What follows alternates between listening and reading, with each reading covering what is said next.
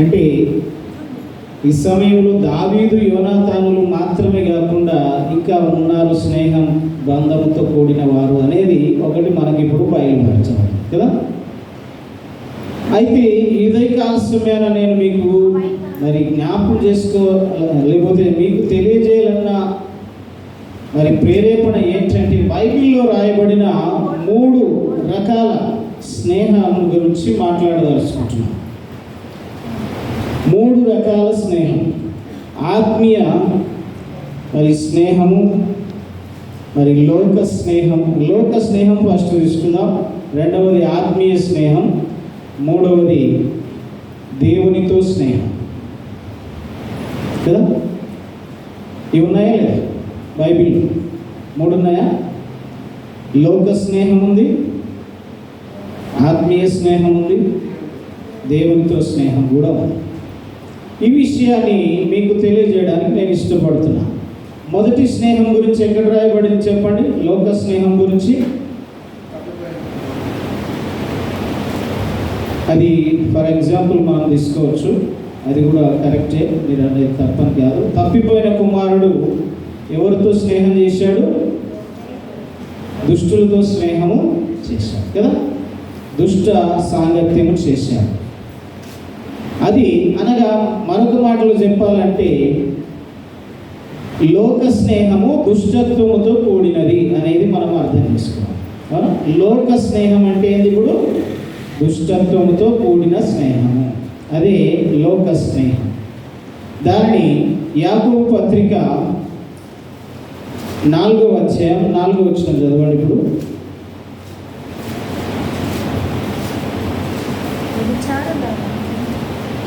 వ్యభిచారులారా, ఈ లోక స్నేహము దేవునితో వైరమని మీరెరుగరా? కాబట్టి ఎవడు ఈ లోకముతో స్నేహము చేయగోరును వాడు దేవునికి శత్రువును. ఇక్కడ ఏమని రాయబడింది? ఈ లోక స్నేహము అనే మాట వాడబడింది. ఈ లోక స్నేహము ఎవరికి వైరము?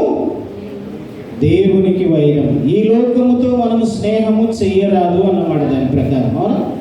ఎందుకు అంటే దేవునికి విరోధముగా ఉండి మనం ఏమీ చెయ్యలేము అని దేవుని వాక్యం రాయబడింది. అంటే విరోధం అనే మాట అక్కడ లేదు, కానీ వేరుగా ఉండి, నాకు వేరుగా ఉండి మీరేమీ చెయ్యలేరు అంటే దేవునితో కాకుండా లోకముతో స్నేహం చేసే వారందరూ కూడా ఎవరప్పుడు దేవునికి విరోధం, అవునా? శత్రువులు. అయితే దేవునికి శత్రువులుగా ఉండడం ఏం చేస్తుంది? ఇప్పుడు లోకంతో స్నేహం చేస్తే మనం ఏమవుతాం చెప్పండి? మనం ఏమవుతాం?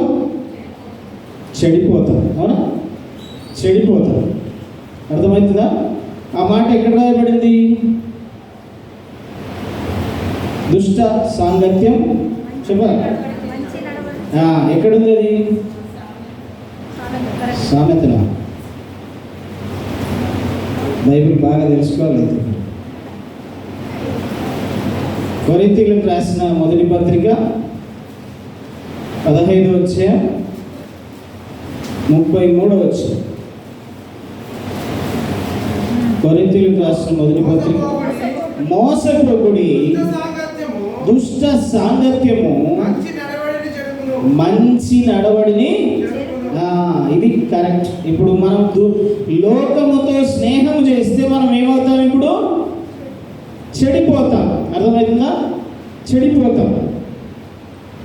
పాలను విషయంతో కలిపితే ఏమవుతుంది? పాలు చెడిపోతాయి కదా, విషముగా మారిపోతాయి. అలాగనే ఈ మంచి జీవితం, శ్రేష్టమైన జీవితాన్ని దేవుడు నీకు ఇచ్చాడు. తనకిష్టులుగా బ్రతకమని ఆయన నిన్ను పిలిచాడు. నీ కొరకు తన ప్రాణాన్ని ఇచ్చాడు, తన రక్తాన్ని చిందించాడు. అలాంటి దేవుడు విడిచిపెట్టి, ఆ ప్రేమ కలిగిన దేవుణ్ణి విడిచిపెట్టి మనము లోకముతో స్నేహం చేస్తే ఏమవుతాం? లోకంలో కలిసిపోతాం. ఇప్పుడు ఎగ్జాంపుల్ తీసుకుంటే కదా, తప్పిపోయిన కుమారుడు ఏం చేశాడు? తండ్రి మాటకు పెడచెవిని పెట్టి, తండ్రి మాటకు లోబడక తన ఇష్టానుసారమైన తీర్మానము తీసుకొని తన ఇష్టానుసారంగా తన చెడు స్నేహితులతో దుర్వ్యాపారము చేసి ఏం చేశాడు? నశించిపోయాడు, చెడిపోయాడు కదా. ఏమయ్యాడు? చెడిపోయాడు. చెడిన జీవితము మంచిది కాదు అనే సత్యాన్ని మనం జ్ఞాపకం చేసుకోవాలి. కావున త్రాగుబోతుల స్నేహం చేస్తే మనం కూడా త్రాగిపోతులు అవుతాం కదా. వ్యభిచారుల స్నేహం చేస్తే వ్యభిచారులు అవుతాం. ఈ లోకంలో ఎవరితో ఏ స్నేహం ఏర్పరచుకున్నా వారితో ఆ లక్షణాలు మనకు వస్తాయి కదా. ఏ పక్షులు అంటారు వాటిని? ఒకే జాతి పక్షులు అంటారు కదా. అంటే ఏ జాతి ఏ పక్షి ఆ జాతితోనే కలిసి ఉంటుంది. అదే రీతిగానే ఎలాంటి లక్షణాలు కలిగిన వారు అలాంటి వారితోనే స్నేహం చేస్తారు అన్నమాట దాని ప్రకారం. అయితే ఇప్పుడు దేవుడు మనతో మాట్లాడుతున్నది ఏంటంటే, తప్పిపోయిన కుమారుని ఎగ్జాంపుల్గా తీసుకుంటే వాడు దుష్ట సాంగత్యాన్ని ఇష్టపడ్డాడు, చెడు స్నేహాన్ని ఇష్టపడ్డాడు, చెడ్డ వారితో స్నేహం చేశాడు, చెడు అలవాట్లు కలిగిన వారితో స్నేహం చేశాడు, చెడు ఆలోచనలు కలిగిన వారితో స్నేహం చేశాడు. కనుక వాడు కూడా ఏమయ్యాడు? తండ్రి దగ్గర ఉన్నప్పుడు మంచివాడే కదా. తండ్రి ఇంట్లో ఉన్నప్పుడు వాడు ఎలాంటి మచ్చ లేనివాడే. కానీ ఎప్పుడైతే తండ్రికి దూరం అయ్యాడో, స్నేహితులకు దగ్గర అయ్యాడో, ధనాన్ని మరి ఆశించాడో, వాటన్నిటిని బట్టి ఆయన మోసపోయి ఏమయ్యాడు? చెడిపోయాడు. అలాగనే లోకస్తులతో స్నేహం మనల్ని కూడా ఏం చేస్తుంది? చెరుపుతుంది. దుష్ట సాంగత్యం మంచి నడవడిని చెరుపును అనే మాటను మనం బాగా అర్థం చేసుకోవాలి. అనగా పాపం చేసే వానితో స్నేహం చేస్తే మనం కూడా ఏమవుతాం? ఇంకా పాపం అవుతాం కదా. అందుకే మనం ఎవరితో స్నేహం చేస్తున్నాము, ఎలాంటి స్నేహం కలిగి ఉన్నాము, లేకపోతే నీవు ఎలాంటి స్నేహితుడవు అనేది మనల్ని మనం ప్రశ్నించుకోవాలి. లోకముతో కలిసిన స్నేహితుడవా, లేకపోతే లోకము నుంచి వేరైన స్నేహితుడవా? దేవునికి శత్రువుగా ఉన్నవాడవా, వైరముగా ఉన్నవాడవా, లేకపోతే దేవునికి దగ్గరగా ఉన్నవాడవా? అది మనల్ని మనం ప్రశ్నించుకోవాల్సిన ఆవశ్యకత ఉంది. నీ స్నేహితునికి నీవు ఎలాంటి వాడవు? దుష్టత్వాన్ని నేర్పేవాడవా, దుష్టత్వాన్ని తీసివేసేవాడవా కదా. నీవు మంచి ప్రవర్తన కలిగిన వాడైతే ఏమవుతాడు? వాడు కూడా నీ ద్వారా వాడు రక్షింపబడతాడు, నీ ద్వారా వాడు పవిత్రుడు అవుతాడు. నీ యొక్క స్నేహం ద్వారా వానిలో ఉన్న దుష్ట లక్షణాలన్నీ కూడా పోవాలి. అలాంటి మంచి స్నేహితుడు కావాలి నీవు, అలాంటి స్నేహితుడు కావాలి కదా. యోబు స్నేహం చేసిన తన స్నేహితులు లాస్ట్కి ఏమయ్యారు? క్షమాపణ కోరారు కదా. వాళ్ళు మంచివారయ్యారు లేదు. అలాగే మనమందరం కూడా మంచి స్నేహితుడిగా ఉండాలి అనే సత్యాన్ని జ్ఞాపకం. ఆత్మీయ స్నేహితుడిగా మనం ఉండాలి, ప్రాణ స్నేహితులుగా మనం ఉండాలి అనే సత్యాన్ని జ్ఞాపకం చేస్తుంది. కావున లోక స్నేహము దేవునితో వైరం అని మీరు ఎరుగరా. ఇప్పుడు యోహాను, 1 యోహాను చదవండి, 2వ అధ్యాయం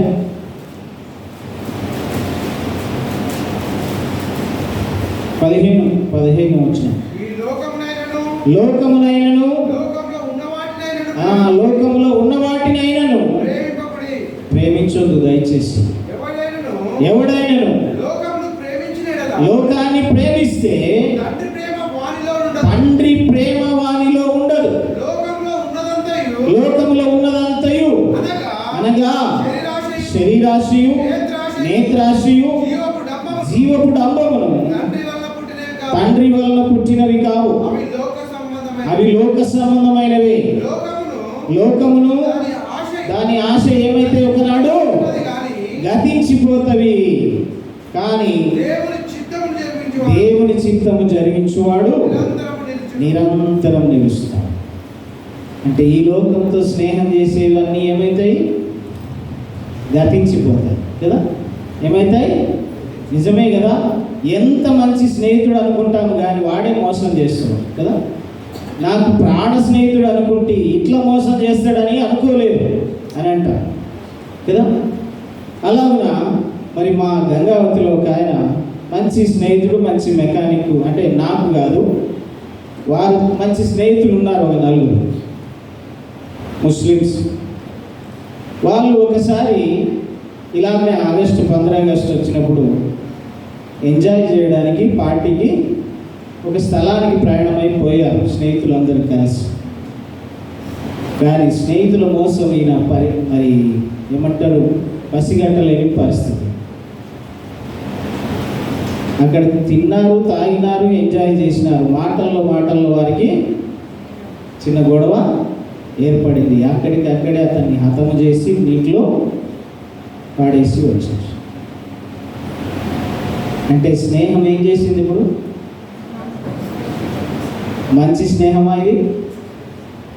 దుష్ట స్నేహం, దుష్టత్వంతో కూడిన స్నేహం. కావున అలాగున మనమందరం కూడా లోకముతో స్నేహం చేస్తే ఏమవుతావు? అవన్నీ గతించి పోతాయి, నశించిపోతాయి. నీవేమవుతావు? నీవు కూడా నశిస్తావు. లోకంలో ఉన్నదంతా ఎలాంటిదంట? శరీరాశ, నేత్రాశ, జీవడంబం. ఇవి వారిలో ఉన్నాయి కనుక వారు దాని కొరకే ప్రయాసపడేవాళ్ళు, దానిని ఆశించేవాళ్ళు. అది దురాశతో కూడిన స్నేహం కదా. అందుకే అనేక సార్లు మనం ఎలాంటి వారితో స్నేహం చేస్తున్నారు బాగా గమనిస్తే, డబ్బున్న వారితో స్నేహం చేయడానికి ఇష్టపడతాం, పలుకుబడి ఉన్న వారితో స్నేహం చేయడానికి ఇష్టపడతాం కదా. లేక మరి పేరున్న వారితో స్నేహం చేయడానికి ఇష్టపడతాం. ఆస్తులు, సంపదలు, బంగారం, వైడూర్యాలు ఉన్న వారితో స్నేహం చేయడానికి ఇష్టపడతాం. కానీ ఇవన్నీ ఏమైతే ఒకనాడు గతించిపోతాయి. కానీ దేవునితో స్నేహం ఎల్లప్పటికీ నిలుస్తుంది అనే సత్యాన్ని మనం అర్థం చేసుకోవాలి. కావున ఎలాంటి స్నేహం చేయాలి? ఇప్పుడు లోకముతో స్నేహము చేయాలి. లోకముతో స్నేహం చేయాలి. ఇది లోక స్నేహం ఏం చేస్తుంది? మనల్ని నశింప చేస్తుంది, గతింప చేస్తుంది, నాశనం చేస్తుంది, మోసం చేస్తుంది అనే సత్యాన్ని మనం బాగా అర్థం చేసుకోవాలని మనం చేస్తున్నాం.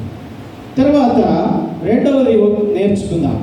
ఇక్కడ ఆ మాట లేకపోయినా కానీ మనం ఎవరితో, క్రైస్తవులుగా ఎవరితో ఉండాలి అనే సత్యాన్ని బాగా మనకు తెలియజేస్తుంది. తిమోతికి రాసిన 2వ పత్రిక 2వ అధ్యాయం 22వ వచనం చదవండి.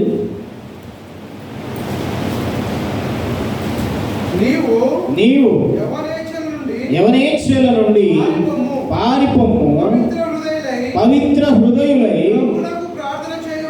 ప్రభువునకు ప్రార్థన చేయు వారితో కూడా నీతిని, విశ్వాసమును, ప్రేమను, సమాధానమును వెంటాడము. ఆ నీతిని, సమాధానం, ప్రేమను అవన్నీ విడిచిపెడితే మొదటి మాట ఏమని రాయబడింది? యవనేచ్ఛల నుంచి పారిపో ఒకటి. తర్వాత ఎవరితో ఉండాలంటున్నాడు? ఇప్పుడు పవిత్ర హృదయులై ప్రభువునకు ప్రార్థన చేయు వారితో నీవు ఉండాలి, మరొకరితో ఉండొద్దు.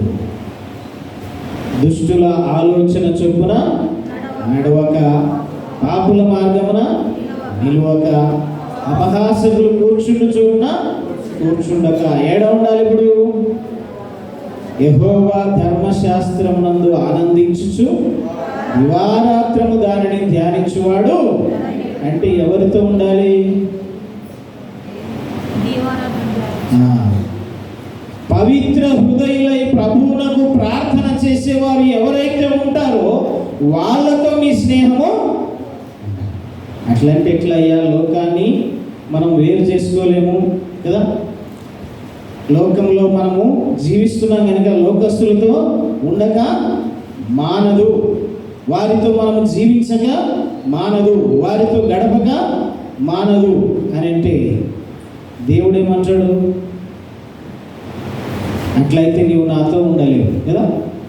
అట్లయితే వారితో ఉండాలనుకుంటే ఉండొచ్చు, కానీ నీవు నాతో మాత్రం ఉండలేవు. నాకు విరోధిగా మారుతావు. మరి దేవునికి విరోధిగా మనం నిలువబడగలమా? జీవించగలమా? దేవుని ఆశీర్వాదములు పొందగలమా? అంటే అది ఏది కూడా జరగదు. కావున మనం ఎవరితో స్నేహం చేయాలి? ఇప్పుడు ప్రభువునకు ప్రార్థన చేయు వారితో ఉండాలి. ఇప్పుడు స్నేహితులు ఏం చేశారు? ఇప్పుడు యోబు స్నేహితులు ఏం చేశారు? అతని దుఃఖంలో అతనిని ఓదార్చుటకును కదా, పరామర్శించుటకును ప్రయత్నం చేశారు. అందుకే బైబిల్లో మనందరికీ తెలిసిన మాట, ఒకవేళ ఈరోజు మీరు స్టేటస్లో వాట్సాప్లో కూడా పెట్టిండొచ్చు. ఏం మాట అది? నిజమైన స్నేహితుడు విడువక ప్రేమించు. నిజమైన స్నేహితుడు విడువక ప్రేమించును. దుర్దశలో అట్టివాడు ఎలా ఉంటాడంట? సహోదరుడుగా ఉంటాడు. అంటే నీ కష్టములో, నీ బాధలో నిన్ను విడువడు అన్నమాట దాని ప్రకారం. అంటే ఆత్మీయ స్నేహం రెండవది. ఏదది? ఆత్మీయ స్నేహం. ఆత్మీయ స్నేహం ఎలా ఉంటుంది? ఇలాగున్న దుర్దశలో కూడా నిన్ను విడువని వారుగా వారు ఉంటారు అనే సత్యాన్ని జ్ఞాపకం చేస్తారు. వాడు ఎట్లుంటాడంట? దూరంలో ఉన్న మన బంధువుడు, అన్నదమ్ముల కంటే కూడా దగ్గరున్న స్నేహితుడే మేలు అంటది బైబిల్. అవునా? స్నేహితుడు ఏం చేస్తాడు? మనం కూడా ఎక్కువ శాతం ఎవరితో పంచుకుంటాం? మన కష్టాలు, మన బాధలు కదా, మన సంతోషాలు ఎక్కువ శాతం అన్నదమ్ముల కంటే కూడా స్నేహితులతోనే పంచుకుంటాం. తల్లిదండ్రుల కంటే కూడా స్నేహితులతోనే పంచుకుంటాం. ఎందుకనగా వారైతే మనకు మన అలవాట్లు తెలుసు, మన ఆలోచనలు అర్థం చేసుకోగలరు, మన యొక్క ప్రయత్నాలకు సహాయము చేయగలిగి ముందుకు రాగలరు. ఒకవేళ వాళ్ళు ఆ విషయంలో ఎంతకైనా తెగించగలరు అనేది కూడా మనకు అది ప్రాణ స్నేహం కదా. దావీదు యోనాతానుల స్నేహం ఎలాంటిది? ఇప్పుడు అందుకే బైబిల్ ఇప్పుడు మనం చదివిన భాగం ఏమంటాడు? తన స్నేహితుని కొరకు ప్రాణం పెట్టువానికంటే ఎక్కువైన స్నేహితుడు లేడంట కదా. అంతకంటే గొప్ప స్నేహం ఈ లోకంలో లేదంట. అలాంటి ప్రాణ స్నేహితుడు దావీదు యోనాతానులు. ఎందుకు ఆ మాట చెప్పింది బైబిలు? తండ్రి దావీదుకు శత్రువు అయ్యాడు. అవునా? ఒక శత్రువు కుమారుడుగా ఉండి శత్రువుకు సాయం చేయగలిగిన మనస్సు ఎవరికి ఉంటుంది ఇప్పుడు కదా? శత్రువు కుమారుడుగా ఉండి శత్రువుకి సాయం చేస్తారా? చేయడు. కనీసం తండ్రిని ప్రేమిస్తాడు, కానీ ఎంత మంచి స్నేహితుడైనా ద్వేషిస్తాడు కదా. ఎందుకు? తన తండ్రి ద్వేషిస్తున్నాడు కనుక. కానీ యోనాతాను ఆ పని చేయలేదు. ఎక్కడ అపాయం వచ్చినా కానీ అతనికి సహాయం చేస్తూ వచ్చాడు. తన తండ్రి విరోధ భావాన్ని దావీదుకు క్షుణ్ణంగా చెబుతూ వస్తూ, ఇక్కడ ఉంటే నేను నీకు ఈ సిగ్నల్ ఇస్తా కదా, నీవు అక్కడ దాక్కో అని అంటాడు. అంటే ఇప్పుడు ప్రాణం కాపాడినవాడా కదా. అది ప్రాణ స్నేహం. అయితే ఇంకా ఇప్పుడు ముందుకు వస్తా. నీకు నాకు ఒక మంచి స్నేహితుడు, మనందరికీ తెలిసిన స్నేహితుడు ఎవరు? ఇప్పుడు యేసయ్య. ఆయన ఏం చేశాడు? నీ కొరకు నా కొరకు ప్రాణం పెట్టాడు కదా. ప్రాణం పెట్టాడు. ప్రాణం పెట్టిన దేవుడు మన దేవుడు. కావున ఇప్పుడు రెండవ స్నేహం, ఆత్మీయ స్నేహం ఎలా ఉంటుందని మనం అర్థం చేసుకోవాలి. ఇప్పుడు ప్రాణానికైనా తెగించి కదా ఆయన మనకు సహాయపడగలిగిన వాడు, దుర్దశలో అట్టివాడు సహోదరుడుగా ఉంటాడు అనే సత్యాన్ని బైబిల్ మనకు తెలియజేస్తుంది. ఇది ప్రాణ స్నేహం, లేకపోతే ఆత్మీయ స్నేహం, బంధం. చివరికి నేను తెలియజేసేది ఏంటంటే, అందరికీ తెలిసింది దేవునితో స్నేహం. దేవునితో స్నేహం చేస్తామా? చేయగలమా?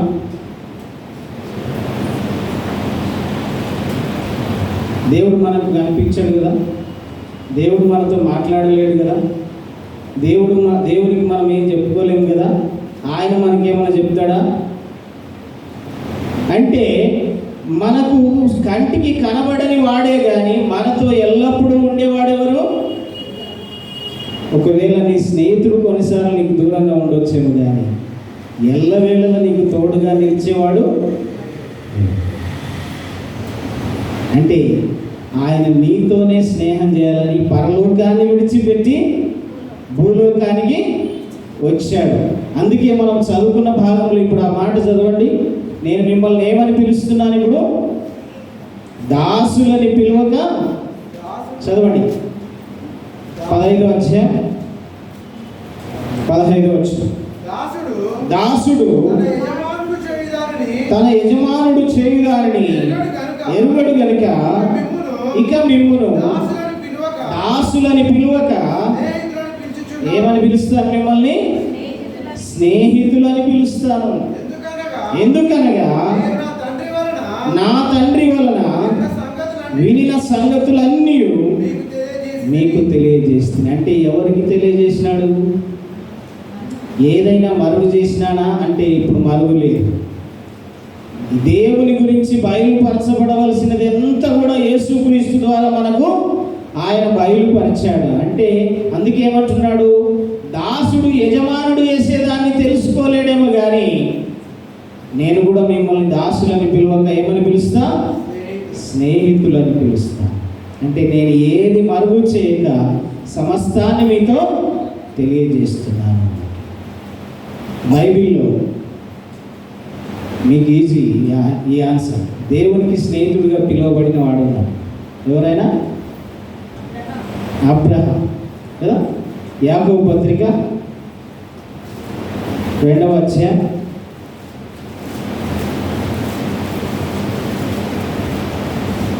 22వ వచనం. క్షమించండి 23 చదవండి. కాబట్టి అబ్రహాము దేవుని నమ్మెను, అది అతనికి నీతిగా ఎంచబడెను అను లేఖనము నెరవేర్చబడెను. మరియు దేవుని స్నేహితుడని అతనికి పేరు కలిగిన. ఎంత గొప్ప మాట కదా. దేవునికే స్నేహితుడు అంటే సామాన్యమైన మాట. మరి మనల్ని కూడా ఆయన ఏమంటున్నాడు? ఇప్పుడు మీరు నా స్నేహితులు అంటున్నాడు. అయితే మనం స్నేహం చేయాలంటే ఏం చేయాలి ఇప్పుడు దేవునితో? ఇప్పుడు చదవండి యోహాను సువార్త 15:14.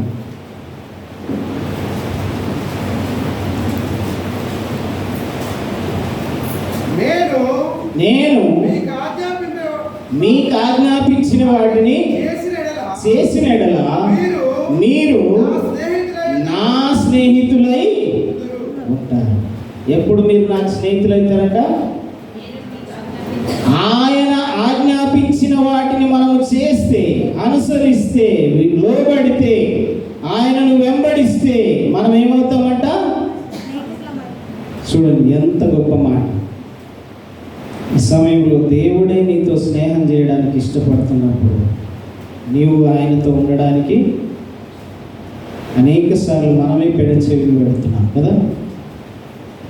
ఆయన తగ్గించుకున్నాడు. ఆయన మనల్ని రమ్మని పిలుస్తున్నాడు. ఆయన మనతో ఉండాలని ఇష్టపడ్డాడు. ఇమ్మానుయేలు అనే పేరునకు భాషాంతరమున దేవుడు మనకు తోడని అర్థం. మనతోనే ఉండాలని ఇష్టపడ్డాడు. మనల్ని తీసుకొని వెళ్తానంటున్నాడు కదా. నేనుండు స్థలంలో మీరును ఉండులాగా మరలా వచ్చి, అంటే పోయిన వారం అనుకున్నాం కదా, అదేంటి? నా కుమారుని సహవాసమునకు మిమ్మును పిలిచినాను అని అన్నాడు. అవునా? పిలుపుని గురించి మనం మాట్లాడుతూ అన్నాం. ఆ సహవాసము నీతో ఉండాలని ఆయన ఇష్టపడుతున్నాడు. ఆ స్నేహం నీతో ఉండాలని ఆయన ఇష్టపడుతున్నాడు. ఇది ఆత్మీయ స్నేహం కాదా? ఇది దేవునితో స్నేహం కాదా? కావున ఈ సమయంలో ఈ 3 స్నేహాలను మనం బాగా అర్థం చేసుకోవాలి. ఒకటి లోక సంబంధమైన స్నేహం, లోకముతో స్నేహం. రెండవది ఆత్మీయులతో స్నేహం, ఆత్మీయ బంధం. తర్వాత మూడవది దేవునితో స్నేహం. ఈ 3 విషయాలను అర్థం చేసుకొని మనకు ఇందులో ఏది అవసరమో ఏది వద్దో దేవుడు ఒకవేళ ఈ 3 ఒకటి వదిలిపెట్టాల్సింది, రెండవది కలిగి ఉండాల్సింది, మూడవది కలిగి ఉండాల్సింది. కావున అలాంటి ఆత్మీయ స్నేహము దేవుడు మనకు అనుగ్రహించి ఆశీర్వదించుగాక. ప్రార్థన చేసుకుందాం.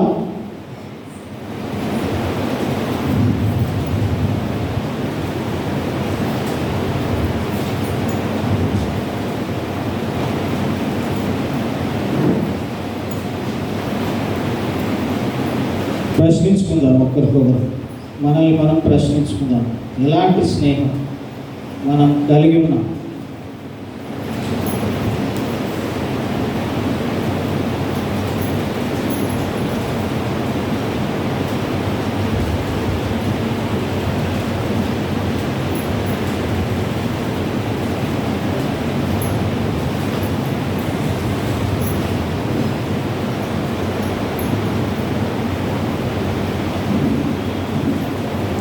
అంతస్తులు లేకుండా, అర్హతలు చూడకుండా, జతను కోరువారు దొరకరు ఎంత వెదకినా.